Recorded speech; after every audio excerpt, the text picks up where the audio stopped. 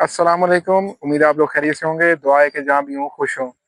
Previous एक video में मैंने आपको होंडा सीबी 150F के अंदर जो कमियां थी वो मैंने आपके सामने रखी, और उसी वीडियो में मैंने आपको बताया था कि इसमें कुछ ऐसे प्रॉब्लम मुझे फेस करने पड़े जो bye the passage of time आते हैं। वो ऐसा नहीं है कि इसमें कोई बिल्ट इन फॉल्ट है।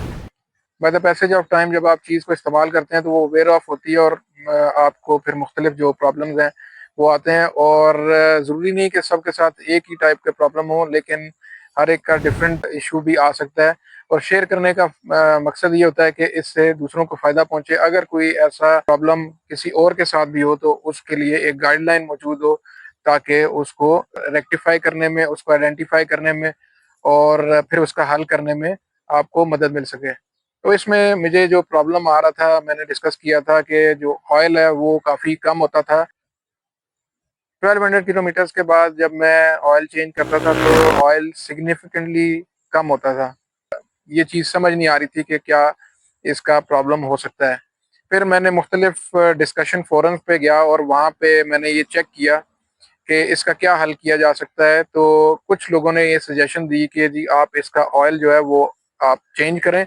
यानी कि मैं इसमें जो ऑयल यूज़ कर रहा था वो 10W30 था, तो मुझे ये सजेशन दी गई कि 10W40 इसको चेंज करके, तो थोड़ा सा एक ग्रेड ऊपर करके तो आप फिर यूज़ करें, मे बी ये प्रॉब्लम सॉल्व हो सके। फिर मैंने काफ़ी प्रिकॉशंस लेने के बाद कि भाई इसमें कोई मसला मसाइल ना आ जाए, मैंने वो ऑयल इस्तेमाल किया।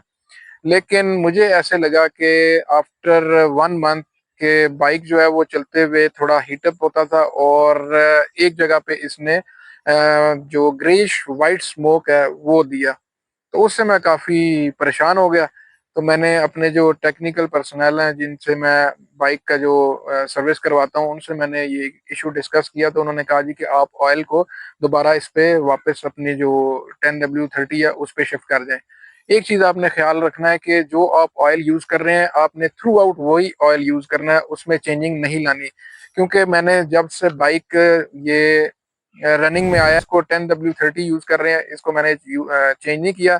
और अल्हम्दुलिल्लाह जो ऑयल कम करने वाला इशू था वो हमने ओवरकम इस तरीके से कर लिया कि मैं 800 किलोमीटर्स के बाद इसका ऑयल चेंज करा लेता हूँ, तो कोई इशू नहीं है। आपने ऑयल उसी को इस्तेमाल करना है जो आप थ्रू आउट इस्तेमाल कर रहे हैं। दूसरा इसमें जो प्रॉब्लम मैंने फेस किया वो इसके जो शॉक्स हैं वो काफ़ी हार्ड हो गए, और इसका बिल्कुल एंड पॉइंट पे है, और फिर भी ये बाइक जो है ना काफ़ी नीचे है।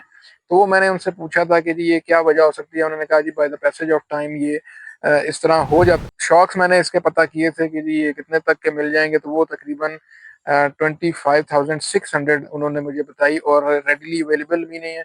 वो तकरीबन कोई कह रहे थे कि 1 महीने का टाइम लगेगा, आप इसकी बुकिंग करवा दें तो शॉक्स आ जाएंगे।